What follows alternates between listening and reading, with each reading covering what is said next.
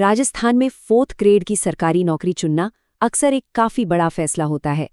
चपरासी से लेकर लैब अटेंडेंट तक हर एक पोस्ट की अपनी अलग जगह, अपनी अलग खासियत है। तो चलिए आज इसी को समझते हैं ताकि ये साफ हो सके कि कौन सा पद किसकी प्राथमिकता के हिसाब से सबसे सही बैठता है। तो सवाल यही उठता है कि इन सभी पदों में से सबसे बेहतर कौन सा है। देखिए, इस पूरी चर्चा के आखिर तक ये एकदम साफ हो जाएगा कि किसी की प्राथमिकता के आधार पर कौन सा पद सबसे सही हो सकता है। लेकिन इन सभी नौकरियों में एक बात तो कॉमन है, और वो है सरकारी नौकरी का भरोसा। ये सिर्फ एक नौकरी नहीं है, ये एक तरह से सुरक्षा और स्थिरता की गारंटी है, और यही बात इसे इतना खास बना देती है।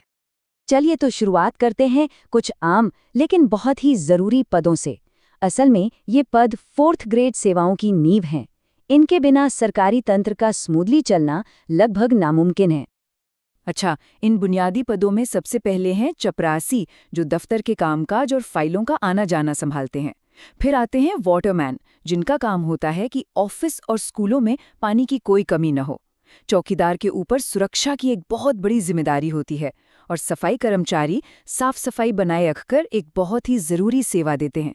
तो ये चारों पद सरकारी कामकाज का एक मजबूत आधार हैं। अब बात करते हैं उन दो खास पदों की जो अक्सर लोगों की पहली पसंद होते हैं। ये दोनों पद दो बिल्कुल अलग चीजों को दिखाते हैं। एक तरफ है प्रतिष्ठा और दूसरी तरफ है आराम, और यही बात इन्हें बाकियों से अलग करती है। इनमें से पहला है ऑर्डरली का पद। इसे इतना प्रतिष्ठित इसलिए माना जाता है क्योंकि इसमें काम सीधे बड़े बड़े अधिकारियों जैसे कि एसडीएम, डीएम या फिर कलेक्टर साहब के साथ होता है। अब इनकी जिम्मेदारियां भी खास होती हैं, जैसे सीनियर ऑफिसर के पूरे ऑफिस को मैनेज करना, जरूरी फाइलें हमेशा तैयार रखना, और जो भी सरकारी मेहमान आते हैं उनकी देखरेख करना। तो ये सिर्फ एक सहायक का काम नहीं है, ये एक बहुत भरोसे वाला पद है। और जो चीज़ इस पद को सच में खास बनाती है वो है अधिकारियों के साथ सीधा संपर्क। इसी सीधे संपर्क की वजह से इस पद का सम्मान और इसका महत्व दोनों ही काफी बढ़ जाते हैं।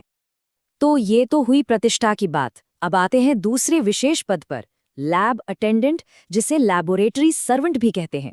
यह नौकरी उन लोगों के लिए एकदम बढ़िया है जिन्हें एक शांत और सिस्टमैटिक माहौल पसंद है, क्योंकि इसमें काम सिर्फ स्कूल या कॉलेज की लैब के अंदर ही होता है। और इस पद के फायदे तो देखिए, बहुत ही आकर्षक हैं। काम का समय एकदम स्कूल जैसा, मतलब छुट्टियों की कोई कमी नहीं। साथ ही काम का बोझ भी बहुत हल्का होता है, जो इसे एक बेहद आरामदायक नौकरी बना देता है।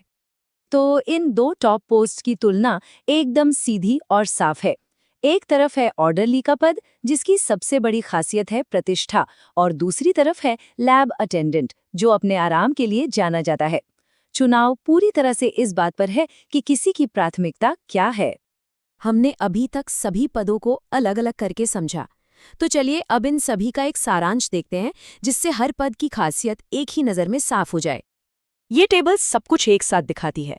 चपरासी के स्थिर और सम्मानजनक काम से लेकर चौकीदार की बड़ी जिम्मेदारी वाली भूमिका तक, हर पद का मुख्य काम और उसकी विशेषता यहाँ दी गई है। और यहाँ ये भी साफ है कि जहाँ ऑर्डरली का पद प्रतिष्ठा से जुड़ा है, वहीं लैब अटेंडेंट का काम आराम और हल्केपन से। बात बस इतनी है कि हर पद का अपना महत्व है, चुनाव सिर्फ प्राथमिकताओं का है। और आखिर में ये पूरी चर्चा एक बड़े सवाल पर आके खत्म होती है। काम से मिलने वाला सम्मान ज्यादा मायने रखता है या फिर जीवन में मिलने वाला आराम? किसी भी करियर का चुनाव असल में इसी सवाल के जवाब में छिपा होता है।